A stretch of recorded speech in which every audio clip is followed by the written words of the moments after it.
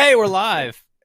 Welcome to New Games and More. I am your host, Seth Macy. This is our nightly news show. I am joined tonight by Casey DeFreitas. Hello. And Matt Kim. Howdy. We are the Triforce of Power. There's just three of us, and that's all you need. Trust me. But we've got a lot of exciting things to talk about today. What was that, Casey? I was going to say, for the Triforce, which one are you? Are you Courage, Wisdom, or Power?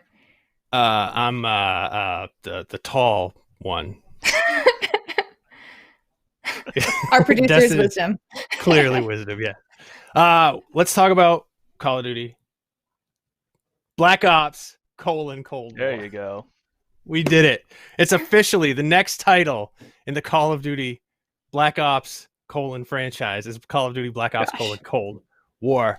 The setting is apparently the mid-20th century, which was the broils of the depths of the Cold War, USSR versus USA. If you're not familiar with that geopolitical thing that happened for a half of a century, we see in this teaser trailer. That's what they showed. They showed us a little teaser trailer. It's kind of lo-fi. I kind of dig it. It's real life KGB defector Yuri Bezmenov warning of Soviet subversion at the highest levels of U.S. government. A Soviet plan to weaken the U.S. that will take 15 to 20 years, but joke's on them because it's taken like 55 years. The teaser is very obviously, it's paralleling real world events. Coincidentally, the final Senate report on Russian influence in the 2016 election also released today, which, hey, way to hammer that news cycle there, Activision. This is going to be developed by Treyarch and Raven Software, or co-developed, I should say. And there is a teaser website, pawntakepawn.tv, that plays videos from the Cold War era, which is my favorite of the war eras. The first, okay, bold, but okay. I mean, the war on terror is just like going on forever. The first Black Ops game also had a Cold War setting. So, do you guys think there's any connection to the first one? Casey, did you play the first Black Ops? So I'm not going to lie, I did play the first Black Ops, and I've played a lot of Call of Duty, but only the multiplayer. So I have not followed any of the Call of Duty stories because I've never actually owned a Call of Duty myself. It was always one of those games I'd go to a friend's house and play, but I have recently become hyper aware of the error of my ways because the single player campaigns of Call of Duty are apparently really freaking great, and I should absolutely play them. And I am especially interested in this title. I thought the trailer was kind of poignant because one of the some of the words that pop up are know your history or be doomed to repeat it. And I think that is really relevant, especially in this day and age, as you mentioned, Seth. And I think this story could potentially be really interesting. And I assume it's related to Black Ops because it has Black Ops in the name, even though I believe the original Black Ops was actually a sequel to World at War. I don't know. I'm not going to get started on Call of Duty continuity. Yeah. Track. But this is the 17th installment of Call of Duty. So there's a lot of Call of Duty games. What? Really? Is that true? I think so. I think Holy 17th. Cow. I mean, I believe you, but man, there was World at War and 4 Black Ops games before this one. So this is the 5th Black Ops title for Call of Duty.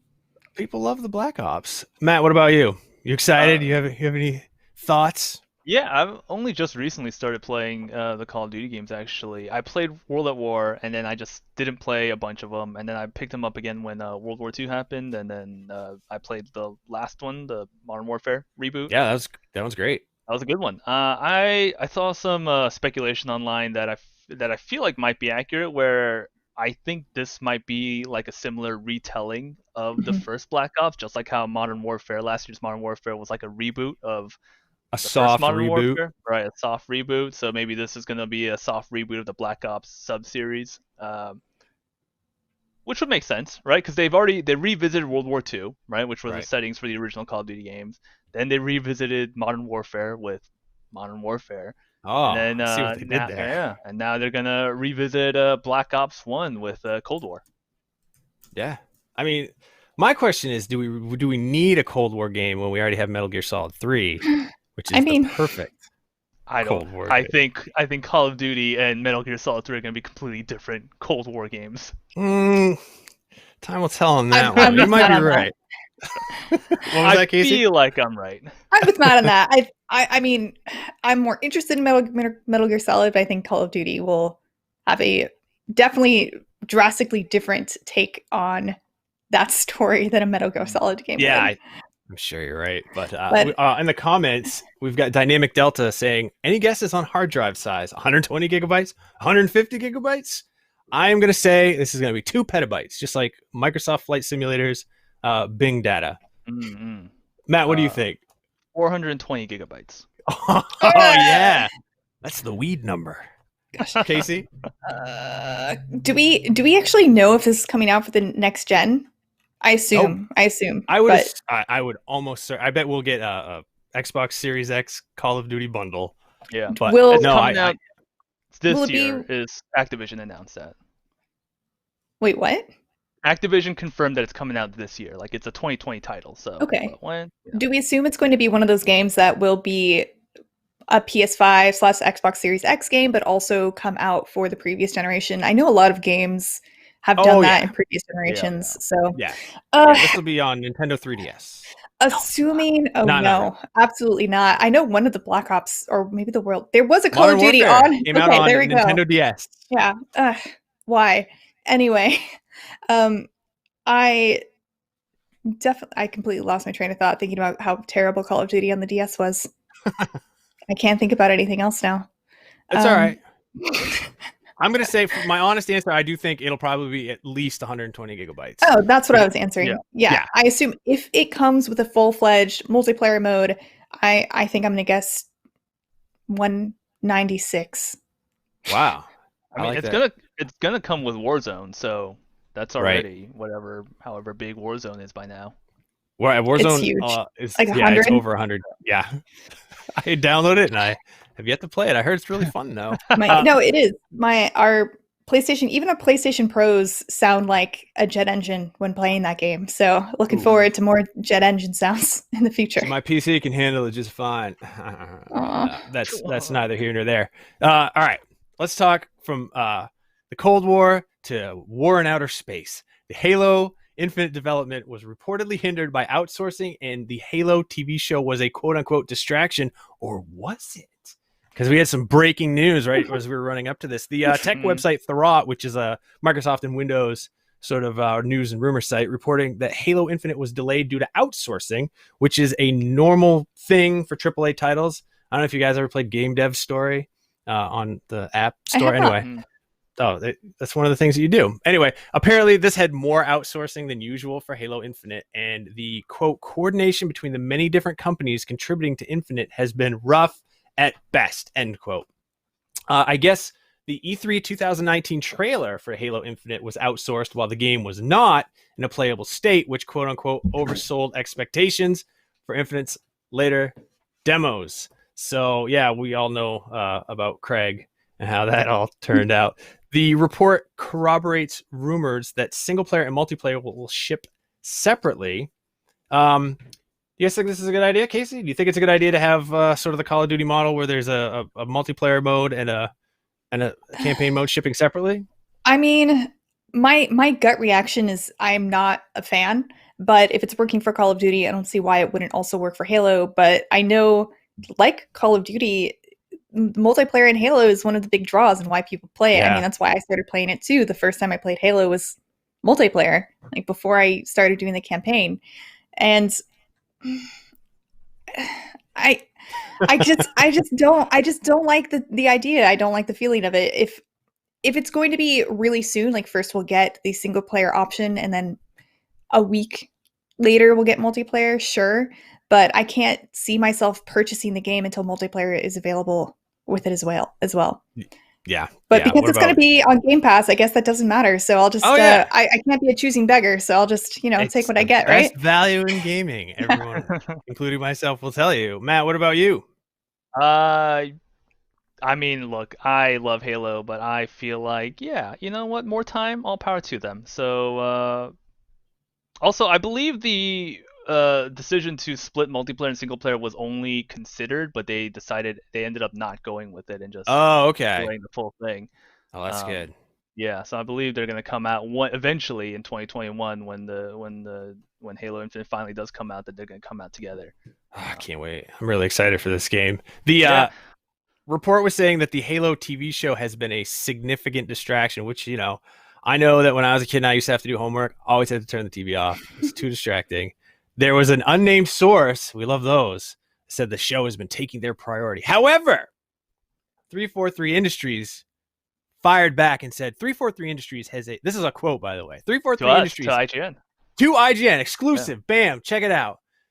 343 Industries has a devoted transmedia team that is working with Showtime on the creation and production of the Halo TV show. This group is separate from the Halo Infinite development team. These are two completely independent projects with dedicated teams and leadership that do not impact one another. And all of that emphasis was mine, just for dramatic effect. That is not in the quote itself. So basically they're saying the show and the game won't impact one another in any sort of way, which I can definitely see. Like, I don't know how the Halo TV show would have affected the development of the game.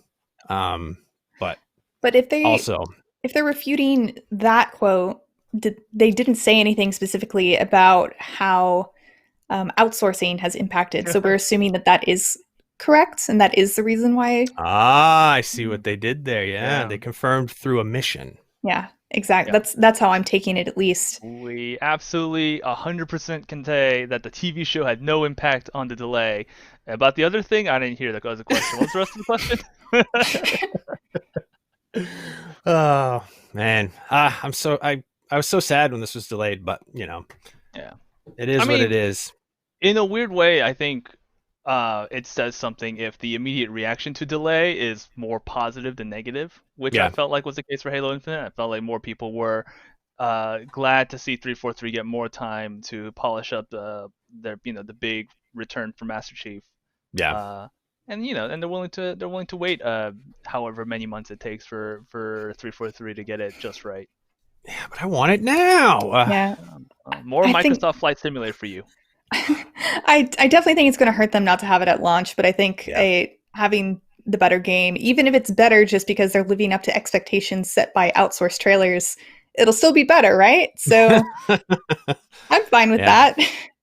The comments, Indie Guy says, supporting the Xbox One is the real mistake with Halo. Let that system die its natural death, and there will be no need to skimp on the fine detail for Infinite. Well, man, that's cold. So I don't agree with that, because look at Twilight Princess and Breath of the Wild, because those games supported both the previous Nintendo system and the current one. And that's true. And especially Breath of the Wild is incredibly well critically acclaimed, even though they were held back by also being playable on the Wii U, and that one was fine. And I know the Switch isn't exactly known for its high graphics fidelity and its amazing visuals, but by God, we still love it. We still love it. It's still a great game. So, but again, I understand there are people out there who put graphics above all else, especially when investing in a brand new system like the Xbox Series X, and want to see that in the new games they're purchasing. But I think it'll be fine. I wonder, and I don't want to speculate too much because I don't like speculations, but I do wonder. Microsoft promised that they're going to support games on the Xbox One for the next couple of years, but there's already been some contradictions. Like, there's some games that are announced for the Series X but not for the Xbox One. I wonder if maybe as part of the delay, Halo Infinite just might move full next gen. Like, it's already moving a year ahead. So yeah. And I do want to say Mario Q said Twilight Princess and Breath of the Wild both started on the previous system, though, and that is very true. That is true. All right. Bummer for Halo, but the TV show didn't impact development. So now we're going to go to the war on the pitch, because that's what they call the field they play soccer on. Bet you didn't know that. I'm a sports guy. They play what on? They play on a soccer pitch. A soccer pitch? The more you know. I feel like the UK would be mad at you or something. Is that not true? Is that not what they call it? Yeah, a football pitch. Oh. Okay. Sure. Ein Fußball Get it. pitch. FIFA 21 won't have crossplay, even across console generations. EA Sports confirmed no crossplay, no cross-gen play, zilch, zero, Xbox One players can only play with other Xbox One players, PS4 to PS4, etc. You can, get your yarn out and your pins, and you can connect the dots together. FIFA Ultimate Team progress will carry over across console generations, however. So it's going to kind of be like when you move to GTA 5 online and you get to bring your character from your PS3 to your PS4. There will be, oh, wait a minute. Free next-gen console upgrades were never a thing before this upcoming cycle. Should this be the norm going forward? Matt, do you think everyone should get a free upgrade? I think free upgrades are nice. I don't know. I don't think they're mandatory. And I feel like with the release schedules happening, it's gonna. Okay, here's what I think. I think next gen consoles should already be out by the time these next gen games are out. So it would be weird for you to not just wait like an extra week or two for a PS5 or Xbox Series X version to come out.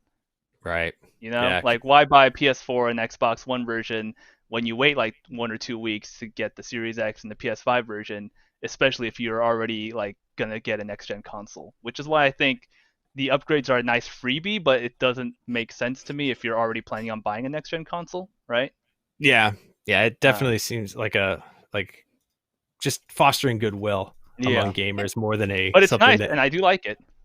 Yeah, I mean, I like it too. I'm not gonna complain. Free stuff. I mean, who would complain about that? Mm-hmm. Casey, what do you think? I think it's a really nice incentive for potentially late adopters, maybe someone who doesn't get the system right at launch and is still stuck playing on their old system.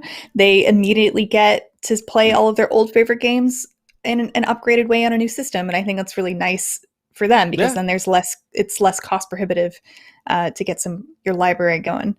But like Matt, I don't think it's mandatory. I just think it's nice, but it's especially big boon for people who won't be getting a system at launch. Right, and especially if there's, supply issues. That could be a lot of people. I'm going to ask you both a question, and maybe this is just me, but whenever there's a new console generation, like a generational change like we're about to go to, personally, from sort of the PlayStation 3 to PlayStation 4, as soon as PlayStation 4 came, I couldn't even look at they're so terrible. The graphics on PlayStation 3. Is that just me, or is it something that you both experience when there's a generational shift where you just don't even want to look at your last generation machine? No. I'm petty, so I'm not petty at all. I don't know. I like games where I like games. Graphics have never been super important to me. I remember when I got a GameCube and got Melee, I still wanted to play Smash on the 64, even though I had. Yeah, I know. And like those graphics are night and day, right? Yeah. All right. Especially, I was just going to say, especially with this generation right now, without the new Unreal Engine, I don't think graphics are going to be that jarringly different. Yeah. No, it's sort of diminishing returns the further we get into the cycle until, we have the PS9 that we swallow, and then we're, flying around in virtual worlds. So Matt, it doesn't bother you? I guess it's just me. Yeah, I'm gonna be honest with you. I've always been a late adopter for new consoles. This is gonna be the first year where I buy a new next gen console, probably day one if I can. Oh wow. Yeah, I think I picked up the PS4 3 years after it came out, and I picked up an Xbox 360 way later, like way into the when they released the 360 Slim, like that's when I bought it. Oh wow. That was the right time to buy, actually. So I've always just like been 3 or 4 years graphically behind whenever there's been a new console. Except this year when it doesn't count, when it doesn't matter, so when the games are gonna look the same anyways. So well, Ragethorn in the comments wants to know what everyone's fascination with crossplay is, especially PC players versus console players. Almost all BRs are ruined due to this. Battle Royales. Haha. I'm an old man, almost 40. Hey, fellow old man. I don't want to play a Battle Royale with a 17-year-old with no job and a high-tech PC. It doesn't bother me. I was worried that, like Call of Duty has crossplay. And I was worried on multiplayer that I would either be like really good or everyone would sort of have the aim assists from being on console with controller, and it would make a big difference. It doesn't. It's fine by me. Just more people to play with, but that's more friends. Yeah, it's more friends. Who doesn't like friends? Friendship is rare. I have friends who have PlayStation 4s but refuse to hook it up anyway, and will only play on the PC. So those are the games that we play with them, the ones that are cross-play with PC. And I have other friends who don't have all the consoles, and it's the same thing. They might have a PC or a PlayStation, but not both, or an Xbox, but not a PlayStation. And it's always really nice to have those cross-plays because then, like you said, got a bigger pool of people to play with. Yeah. Oh, actually, this is relevant. My friend kept bothering me. She kept saying that I should play Warzone with her, right? And then I'm like, oh, but I don't have a good enough PC. Like my PC cannot run Warzone, but my PS4 can, and I can play with them thanks to crossplay. Oh, Thanks, crossplay. bringing people together. Exactly. Non-week commented, I honestly don't see anything wrong with it. Speaking of not having the cross-gen and cross-play thing, so it seems to me that at least the 2 comments that we pulled, they don't seem to care. Yeah, whatever. I wonder, and again, I feel like I'm like, oh, I don't like speculating, but here I am speculating again. But I wonder. No, this is a conversational news program. You can speculate all you want. I wonder if, like, all the crossplay deals which had to be made, it was like pulling teeth, right? It was yeah, right. But I wonder if they only apply to like this generation, and so when PS5 and Series X and Nintendo Switch again have to do like crossplay talks, they have to do it all over again. Because the deals they made were only for like PS4 and Xbox One. A deal's a deal. Yeah. Right or wrong. Yeah. Lawyers were like, aha, we didn't write PS5. We only said PS4 and Xbox One to play. Well, we'll find that out soon enough, I guess. I mean, well, it's anybody's guess because we can only speculate as to the release date of the new consoles. Anyway, I don't have a segue there. We're just gonna kickflip right into the next segment. But wait, which is a comment from your senpai says, I love crossplay. I want to play with my friends, but don't like the limitations of old hardware. There we go. Yeah. All right, senpai. Thank you for noticing us.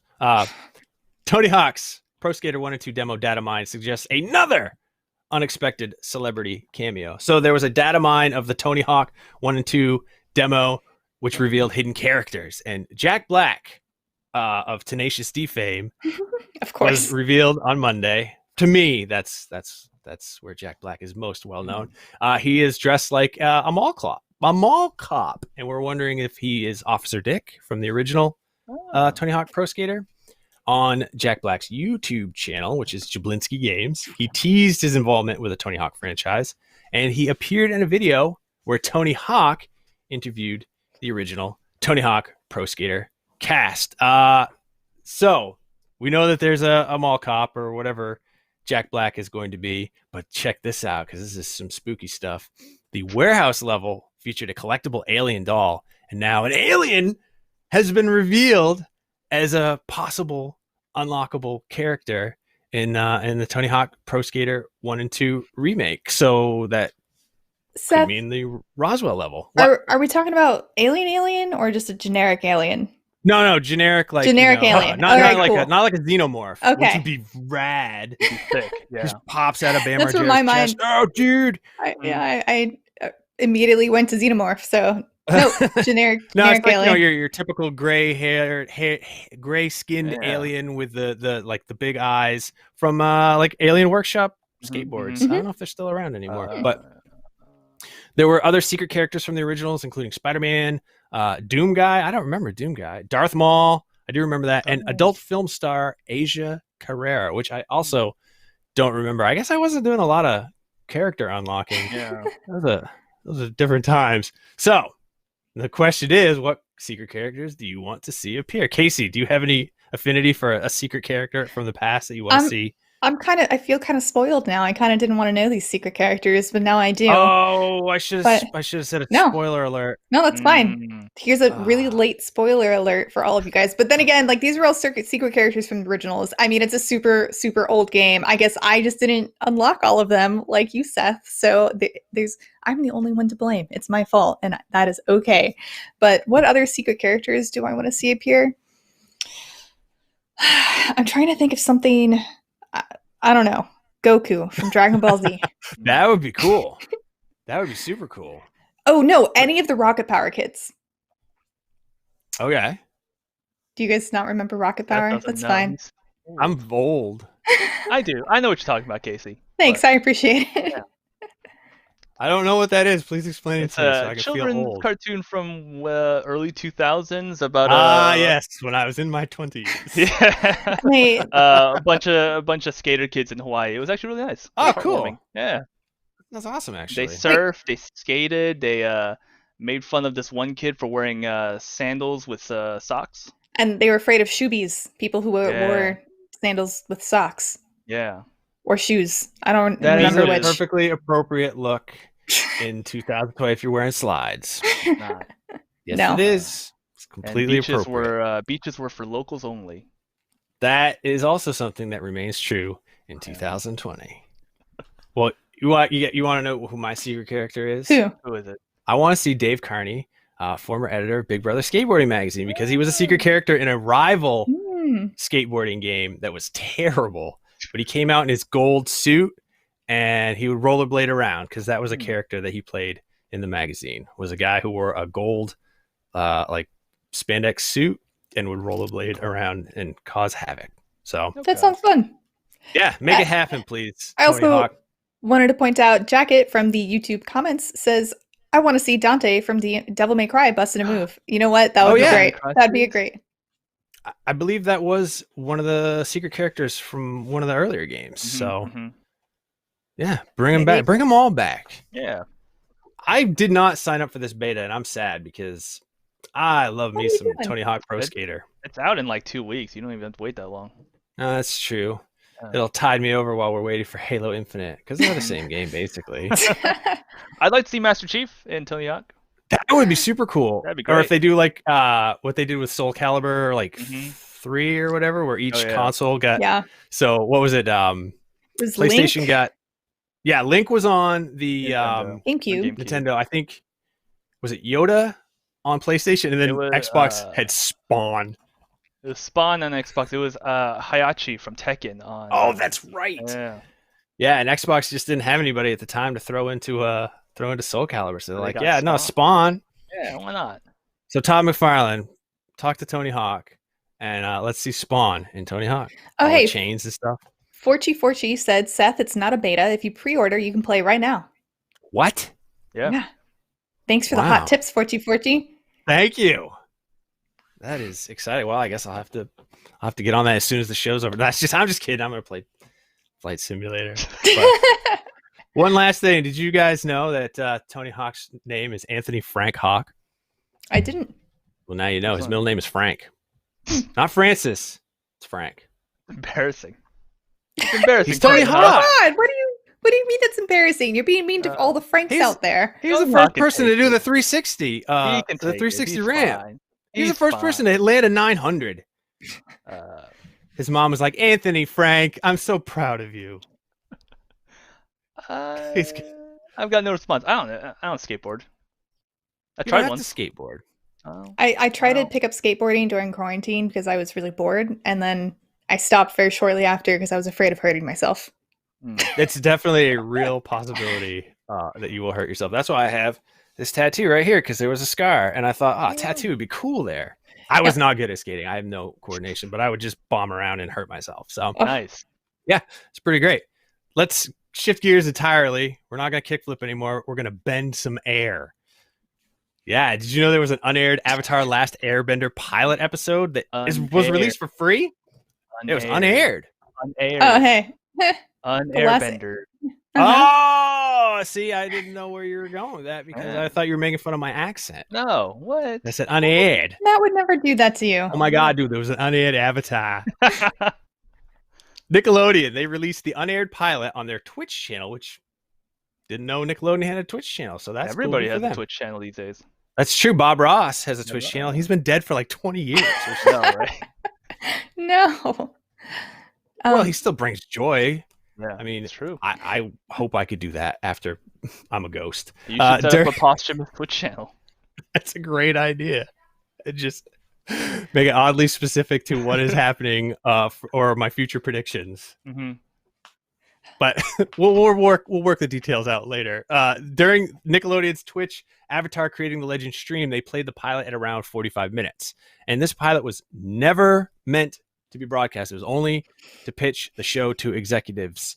So one notable change is Katara's name is Kia, like the car, which Yeah. LeBron James drives around in commercials. They use temporary voice actors, which is pretty normal. The animation is crude, but it features martial arts bending styles from the final show. And it can also be purchased on iTunes and in one of the DVD collections. It's not on the Blu-ray. I'm just learning this now as I'm reading through. The Blu-ray is great, by the way. The Blu-ray collection is legit, but not anymore, I guess, because it doesn't have the unreleased pilot. But maybe they'll re-release that. So please take us on a journey of talking about how much you like Avatar: The Last Airbender. Casey. Man, I really like Avatar. I actually just finished rewatching the entire first series, Avatar: The Last Airbender, on Netflix now that it's there. Seth, I do want to know what makes the Blu-ray version better than Netflix. What makes the Blu-ray? Well, I'll tell you what makes the Blu-ray version better than Netflix. You can set it up on a shelf, and when people come over, they'll be like, "Oh, this person has the Blu-ray of Avatar. They must be cool." It's like, I used to go over to people's houses and they'd have all the Star Wars novelizations on a shelf, and I'd be like, this person's legit. This person's into Star Wars. And then you have things. It also makes it better because as great as Netflix streaming is, and it's fantastic what they're able to do, I think, with the algorithm and streaming, it always looks just a little bit better on physical media because there are no constrictions in place. You'll never have any buffering, not that anybody really does anyway, but it always will consistently play at the best possible rate. I'm going to preach physical media. Yeah.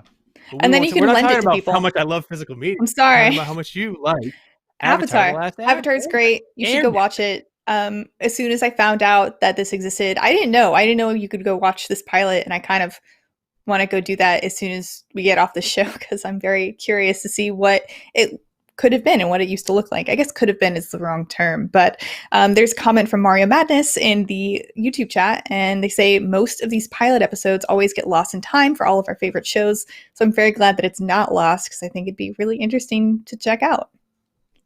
Yeah, I definitely agree. Matt, do you have any love for Avatar: The Last Airbender? Oh yeah, I love the Avatar series. I think that it's super rare to see like Asian inspired fantasy on like Nickelodeon of all places, and so I thought that's not like anime, right?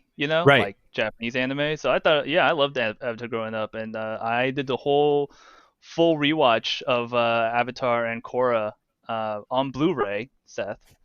There you go. Like right around the time that Avatar came on Netflix. So I'm a huge fan. And my son, my 16-year-old son, has started, he might have finished his watch through because we tried watching it when he was little and he was really into it. And then I think I've told the story before. And then there was like a spider lady and he got real scared. And we didn't watch it for 10 years because it traumatized him when he was little. But hey, look, he brought up the Avatar Blu-ray page that you can buy on IGN deals. Thank you, Destin. Well, as much as I love hanging out and talking to you both, we have to go. The time has come for us to call it good night. But I did want to say that we'll be getting even more big news soon when Gamescom, one of the biggest gaming events of the year, kicks off next week right here on IGN.